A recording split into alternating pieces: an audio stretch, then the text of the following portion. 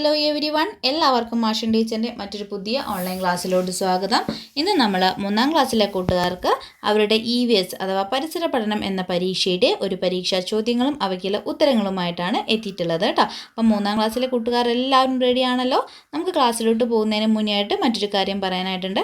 നമ്മുടെ ചാനലിലെ കൂട്ടുകാർ വെറും 89 രൂപയ്ക്ക് മെമ്പർഷിപ്പ് എടുത്ത് ജോയിൻ ചെയ്യുകയാണെങ്കിൽ കൂട്ടുകാർക്ക് നിങ്ങളുടെ എക്സാം റിലേറ്റഡ് ആയിട്ടുള്ള ഇത്തരത്തിലുള്ള സ്പെഷ്യൽ ക്ലാസ്സുകളും അതോടൊപ്പം തന്നെ എക്സാമിന് ശേഷം നിങ്ങളുടെ സിലബസ് ബേസ്ഡ് ആയിട്ടുള്ള ട്യൂഷൻ ക്ലാസ്സുകളും അവൈലബിൾ ആയിരിക്കും കേട്ടോ. അപ്പോൾ ഓർക്കുക, വെറും 89 രൂപയ്ക്കാണ് ഈ പറഞ്ഞ കാര്യങ്ങളെല്ലാം കൂട്ടുകാർക്ക് അവൈലബിൾ ആവുന്നത്. 1 മുതൽ 4ാം ക്ലാസ് വരെയുള്ള കൂട്ടുകാർക്കാണ് ഈ ഒരു ഓഫർ ഉള്ളത് കേട്ടോ. അപ്പോൾ നമ്മുടെ മെമ്പർഷിപ്പിനെ കുറിച്ചുള്ള കൂടുതൽ ഡീറ്റെയിൽസ് അറിയാനായിട്ട് സ്ക്രീനിൽ കാണുന്ന 8589823710 എന്ന വാട്സപ്പ് നമ്പറിൽ നിങ്ങൾക്ക് കോൺടാക്റ്റ് ചെയ്യാവുന്നതാണ് കേട്ടോ. ഓക്കെ മക്കളെ, അപ്പോൾ നമ്മുടെ ക്ലാസ്സിലോട്ട് പോകുന്നതിന് മുന്നേ എല്ലാവരും വീഡിയോ ഒന്ന് ലൈക്ക് ചെയ്യുക കേട്ടോ. നോക്കിക്കേ മക്കളെ, നമ്മൾ EVSലെ പാർട്ട് 2 ഭാഗത്തേക്കാണ് നമ്മൾ പോകുന്നത് കേട്ടോ. അപ്പോൾ പാർട്ട് 1 വീഡിയോ നമ്മൾ ചെയ്തിട്ടുണ്ടായിരുന്നു. കാണാത്ത മക്കൾ തീർച്ചയായിട്ടും നമ്മൾ കാണാം കേട്ടോ. അപ്പോൾ നമ്മുടെ വീഡിയോയിൽ ഇംഗ്ലീഷ് മീഡിയം കൂട്ടുകാർക്കും അതുപോലെ തന്നെ മലയാളം മീഡിയം പഠിക്കുന്ന കൂട്ടുകാർക്കും ഉള്ള ക്വസ്റ്റ്യൻസ് ഉൾപ്പെടുത്തിയിട്ടുണ്ട്. അപ്പോൾ എല്ലാ മക്കളും ശ്രദ്ധിച്ചിരിക്കുക കേട്ടോ. നോക്കിക്കേ മക്കളെ, ആക്ടിവിറ്റി 3 വരെയായിരുന്നു നമ്മൾ മുന്നത്തെ വീഡിയോയിൽ ചെയ്തിട്ടുണ്ടായിരുന്നത് അല്ലേ. ആക്ടിവിറ്റി 4 ആണ് ലെറ്റ്സ് ഈറ്റ് ഗുഡ് ഫുഡ് എന്നതാണ് കേട്ടോ. അതായത് പ്രവർത്തനം 4 നല്ലത് കഴിക്കാം എന്നതാണ് കേട്ടോ. നോക്കിക്കേ മക്കളെ, ഇത് നമ്മുടെ അപ്പു ആണ്, ഇത് നമ്മുടെ ആകാശാണ് കേട്ടോ. അപ്പോൾ അവർ തമ്മിലുള്ള ഒരു കോൺവെർസേഷൻ അവിടെ കൊടുത്തിട്ടുണ്ട്. നോക്കിക്കേ മക്കളെ, അപ്പോൾ അവർ ഓരോരുത്തരും കഴിച്ചിട്ടുള്ളതിനെ പറ്റിയിട്ടാണ് അവർ പറയുന്നത് കേട്ടോ. രാവിലെ കഴിച്ചിട്ടുള്ളത് അപ്പു പറയാണ് പുട്ട്, കടലക്കറി, സാലഡ്, അതുപോലെ തന്നെ മിൽക്ക്, ഇത്രയാണ് അവൻ കഴിച്ചിട്ടുള്ളതെന്നാണ് പറയുന്നത്. അപ്പോൾ ആകാശ് പറയാണ് പൊറോട്ട, ഫ്രൈഡ് ചിക്കൻ എന്നാണ് പറയുന്നത് അല്ലേ.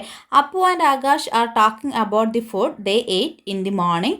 Complete the table with the food items used to make these dishes എന്നാണ് നമുക്കടുത്ത് ചോദിച്ചിട്ടുള്ളത്. അതായത് നമ്മുടെ അപ്പവും ആകാശവും രാവിലെ കഴിച്ച ആഹാരത്തെക്കുറിച്ച് സംസാരിക്കുകയാണ്. രണ്ടുപേരും കഴിച്ച ആഹാരത്തിൽ അടങ്ങിയിട്ടുള്ള ഭക്ഷ്യവസ്തുക്കളുടെ അടിസ്ഥാനത്തിൽ താഴെ നൽകിയിരിക്കുന്ന പട്ടിക പൂർത്തീകരിക്കൂ എന്നാണ് പറഞ്ഞത്.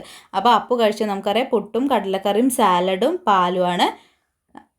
ആകാശാണെങ്കിൽ പൊറോട്ടയും അതുപോലെ തന്നെ ചിക്കൻ വറുത്തതുമാണ് കഴിച്ചിട്ടുള്ളത് അല്ലേ.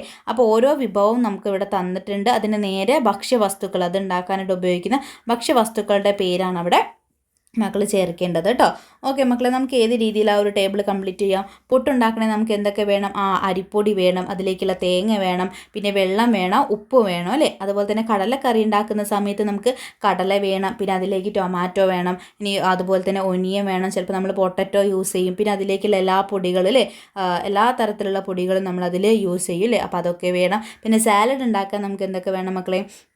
കൊക്കുംബർ ഉപയോഗിക്കുക അല്ലേ, കക്കരി ഉപയോഗിക്കുന്നവർ, ക്യാരറ്റ്, അങ്ങനെ തുടങ്ങിയിട്ടുള്ള വെജിറ്റബിൾസൊക്കെ നമ്മൾ എന്ത് ചെയ്യും, സാലഡ് ഉണ്ടാക്കാനായിട്ട് ഉപയോഗിക്കും. പിന്നെ പൊറോട്ടയാണെങ്കിൽ നമ്മളതിൽ മൈദയാണല്ലേ കൂടുതലായിട്ട് ഉപയോഗിക്കുന്നത്. മൈദ, അതുപോലെ തന്നെ എണ്ണ അല്ലേ, ഓയിൽ വേണം, അതുപോലെ തന്നെ സാൾട്ട് ഒക്കെ നമുക്ക് അതിന് ആവശ്യമാണ് അല്ലേ. ദെൻ ചിക്കൻ വറുത്തത് നമുക്ക് ചിക്കൻ വേണം, പിന്നെ അതിന് വേണ്ടിയിട്ടുള്ള ഓയിലും അതുപോലെ തന്നെ സ്പൈസസ് അല്ലേ, പൊടികളൊക്കെയാണ് വേണ്ടത്. അപ്പോൾ അത്തരത്തിലാണ് മക്കൾ പട്ടിക പൂർത്തീകരിക്കേണ്ടത് കേട്ടോ. ഇവിടെ ടീച്ചർ കൊടുത്തിട്ടുണ്ട്, നോക്കിക്കുക. പുട്ട്, അതിന് rice flour, coconut, water, salt അല്ലേ.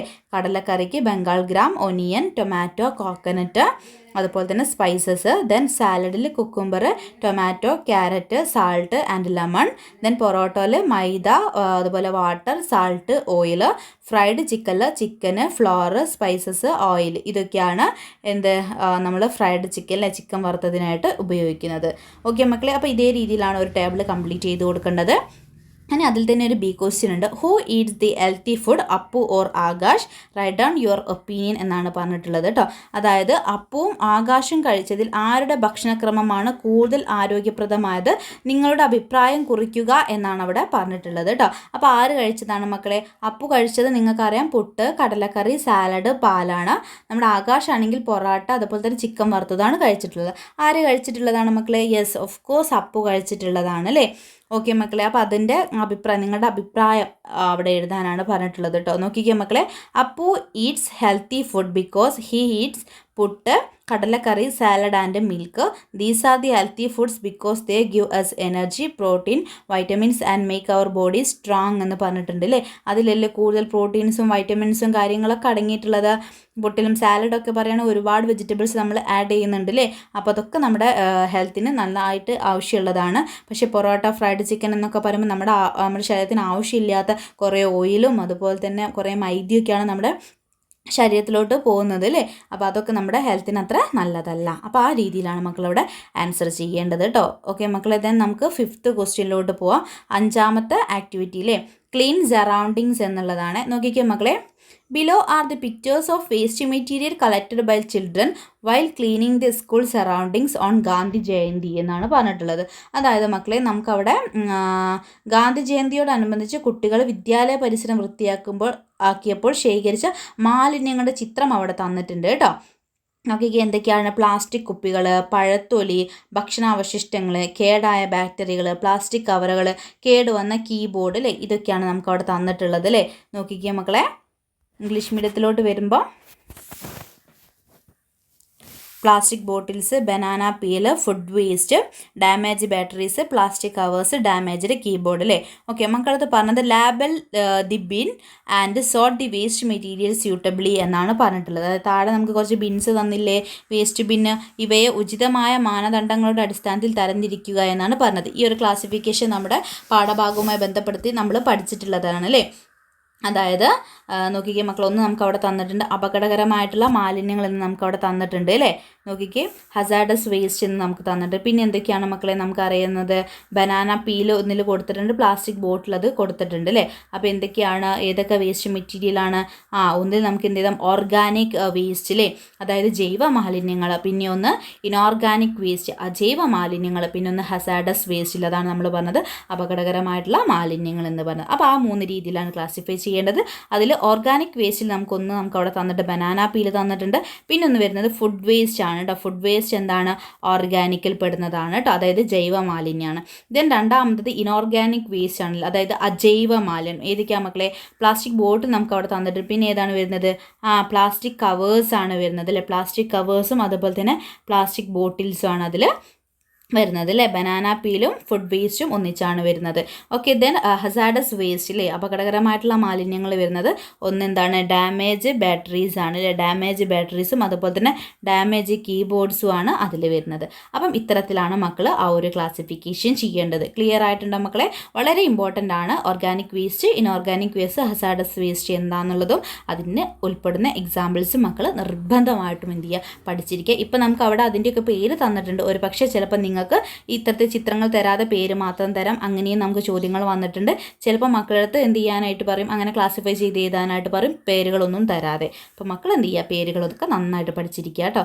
ദെൻ അതിൽ തന്നെയുള്ള മറ്റൊരു ക്വസ്റ്റ്യൻ നോക്കിക്കേ, put tick mark against the correct statement on clean surroundings എന്നാണ് പറഞ്ഞിട്ടുള്ളത് കേട്ടോ. നോക്കിക്കേ മക്കളെ, വൃത്തിയുള്ള പരിസരവുമായി ബന്ധപ്പെട്ട പ്രസ്താവനകൾക്ക് നേരെ ശരിയിടാനാണ് പറഞ്ഞിട്ടുള്ളത് കേട്ടോ. വൃത്തിയുള്ള പരിസരമാണ്. ഫസ്റ്റ് ഒന്ന് നോക്കിക്കേ, ചപ്പു ചവറുകൾ കൂടിക്കിടക്കുന്നില്ല, അതെന്താണ് മക്കൾ? ശരിയായിട്ടുള്ള പ്രസ്താവനയാണ്. ദെൻ മലിനജലം കെട്ടിക്കിടക്കുന്നു, അത് ശരിയാണോ? അല്ല അല്ലേ. പ്ലാസ്റ്റിക് മാലിന്യങ്ങൾ അലക്ഷ്യമായി വലിച്ചെറിഞ്ഞിരിക്കുന്നു, അത് ശരിയാണോ? അല്ല. ദെൻ ലാസ്റ്റ് വന്ന് നോക്കിക്കേ, മാലിന്യങ്ങൾ ശരിയായി സംസ്കരിക്കുന്നതിനുള്ള സംവിധാനം ഒരുക്കിയിട്ടുണ്ട്, അതെന്താണ്? ശരിയായിട്ടുള്ള പ്രസ്താവനയാണ്. അപ്പോൾ 1ാമത്തെയും 4ാമത്തെയാണ് കറക്റ്റായിട്ട് വരുന്നത് കേട്ടോ. മക്കൾ നോക്കുക, waste is not filled up, അതുപോലെ തന്നെ proper waste disposal is arranged, അത് രണ്ടുമാണ് കറക്റ്റായിട്ട് വരുന്നത്. ക്ലിയർ ആയിട്ടുണ്ടല്ലോ മക്കളെ? ദെൻ നമുക്ക് നമ്മുടെ ലാസ്റ്റ് ആക്ടിവിറ്റിയിലോട്ട് പോകാൻ നോക്കിക്കുക, വാട്ടർ ആൻഡ് സോയിൽ എന്നതാണ് കേട്ടോ. അതായത് മണ്ണും ജലവും എന്നത് വളരെ ഇമ്പോർട്ടൻ്റ് ആയിട്ടുള്ള ഒരു ഏരിയ ആണ്. നോക്കിക്കുക മക്കളെ, complete the concept map with the use of water. വളരെ സിമ്പിളായിട്ടുള്ള ക്വസ്റ്റ്യൻ ആണ്. വിവിധ സ്രോതസ്സുകളിൽ നിന്ന് ലഭിക്കുന്ന ജലം കൊണ്ട് എന്തെല്ലാം ഉപയോഗങ്ങളാണുള്ളത്? പദസൂര്യൻ പൂർത്തിയാക്കൂ എന്നാണ് പറഞ്ഞത്. അതിൽ ജലം കൊണ്ടുള്ള ഒരു ഉപയോഗം നമുക്ക് അവിടെ തന്നിട്ടുണ്ട്, മൃഗങ്ങൾക്ക് കുടിക്കാൻ എന്ന് തന്നിട്ടുണ്ട്. പിന്നെ നമുക്ക് എന്തൊക്കെയാണ് മക്കളെ? ഡ്രിങ്കിങ് അല്ലേ, കുടിക്കാൻ, അതുപോലെ തന്നെ ബാത്തിങ് അല്ലേ, കുളിക്കാൻ, പിന്നെ വാഷിംഗ് ക്ലോത്ത്സ് അല്ലേ, വസ്ത്രങ്ങൾ അലക്കാൻ, പാചകം ചെയ്യാൻ അല്ലേ, കുക്കിംഗ് ഫുഡ് അല്ലേ, ഇതൊക്കെ എന്താണ്? വെള്ളം കൊണ്ടുള്ള ഉപയോഗങ്ങളാണ്. മനസ്സിലായിട്ടുണ്ടോ മക്കളെ? എല്ലാവർക്കും സിമ്പിളാണ്, അത് നമ്മൾ ഇതിനെ പ്രത്യേകിച്ച് പറയേണ്ട കാര്യമൊന്നുമില്ല അല്ലേ. ദെൻ നമുക്ക് അതിലുള്ള ബി ക്വസ്റ്റ്യൻ നോക്കിക്കേ, Disha collected some dried clumps of soil from her garden. Bubbles came when she put it in a glass of water. Why എന്നാണ് ചോദിച്ചിട്ടുള്ളത് കേട്ടോ. അതായത് നമ്മുടെ ദിശ എന്ത് ചെയ്തു, അവളുടെ വീട്ടുവളപ്പിലൂടെ നടന്നപ്പോൾ ലഭിച്ച മണ്ണിൻ്റെ ചെറിയ കട്ടകൾ വെള്ളം നിറച്ചൊരു ഗ്ലാസ്സിലേക്ക് ഇട്ടപ്പോൾ അതിൽ നിന്ന് കുമിളകൾ പുറത്തേക്ക് വരുന്നത് കണ്ടു. എന്തായിരിക്കും ഇതിന് കാരണം കുറിക്കുക? ഒരു പക്ഷേ ഒരുവിധം എല്ലാ കൂട്ടുകാരും നിങ്ങളുടെ ക്ലാസ്സിൽ ചെയ്തിട്ടുള്ള ഒരു എക്സ്പെരിമെൻ്റ് ആയിരിക്കും ഇത് അല്ലേ. അതായത് നമ്മൾ ഒരു മണ്ണിൻ്റെ കട്ട, ഡ്രൈഡ് ആയിട്ടുള്ളത്, അതായത് ഉണങ്ങിക്കിടക്കുന്ന ഒരു മണ്ണിൻ്റെ കട്ട എടുത്തിട്ട് നമ്മൾ എന്ത് ചെയ്യുക, ഒരു ഗ്ലാസ് വെള്ളത്തിലേക്ക് ഇടുന്ന സമയത്ത് അതിൽ നിന്ന് ഇങ്ങനെ കുമിളകൾ പുറത്തേക്ക് വരുന്നത് കാണാം. എന്താണ് മക്കളെ? ആ ഒരു പരീക്ഷണത്തിൽ നിന്ന് എന്തായാലും നമ്മൾ നമ്മൾ ഫൈൻഡ് ചെയ്തിട്ടുണ്ടായിരുന്നത്?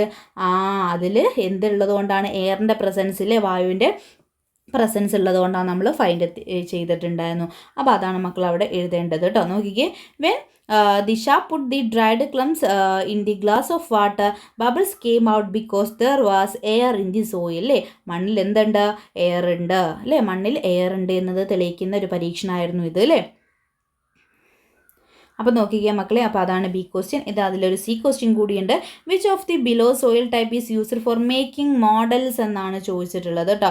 മേക്കിംഗ് മോഡൽസ്, അതായത് ചുവടെ കൊടുത്തിരിക്കുന്ന വിവിധ തരം രൂപങ്ങൾ നിർമ്മിക്കുന്നതിന് ഉപയോഗിക്കുന്ന മണ്ണ് ഏത്? കളിമണ്ണാണോ മണലാണോ? ഏതാണ് മക്കളെ? യെസ്, കളിമണ്ണാണ് അല്ലേ, ക്ലേ എന്ന് പറയും. അപ്പോൾ ക്ലേ ഉപയോഗിച്ചിട്ടാണ് നമ്മൾ വിവിധ മോഡൽസൊക്കെ ഉണ്ടാക്കാറുള്ളത്. ഓക്കെ മക്കളെ, ക്ലിയർ ആയിട്ടുണ്ടല്ലോ. അപ്പോൾ ഇത്രയും ക്വസ്റ്റ്യനാണ് നിങ്ങളുടെ EVSുമായിട്ട് ബന്ധപ്പെടുത്തിയിട്ട് നമ്മൾ ഇന്നത്തെ ക്ലാസ്സിൽ ഡിസ്കസ് ചെയ്യുന്നത്. അപ്പോൾ കൂട്ടുകാരെല്ലാവരും നന്നായിട്ട് എക്സാമിന് വേണ്ടിയിട്ട് പഠിക്കുക. എല്ലാവർക്കും ഓൾ ദി ബെസ്റ്റ്. നല്ല രീതിയിൽ എക്സാം അറ്റൻഡ് ചെയ്യുക. എക്സാം കഴിഞ്ഞതിന് ശേഷം ഈസി ആയിരുന്നോ ഇല്ലേ എന്നുള്ള കാര്യം കൂടി നമ്മുടെ കമൻറ്റ് ബോക്സിൽ പറയാം. അതോടൊപ്പം തന്നെ നമ്മുടെ ചാനലിൽ 89 രൂപ എടുത്തുകൊണ്ട് മെമ്പർഷിപ്പ് എടുക്കാൻ താല്പര്യമുള്ള കൂട്ടുകാർ നമ്മുടെ നമ്പറായിട്ടുള്ള 8589823710 എന്ന വാട്സപ്പ് നമ്പറിൽ കോൺടാക്റ്റ് ചെയ്യാവുന്നതാണ് കേട്ടോ. ഓക്കെ മക്കളെ, മറ്റൊരു ക്ലാസ്സുമായിട്ട് അടുത്ത ദിവസം നമുക്ക് വീണ്ടും കാണാം.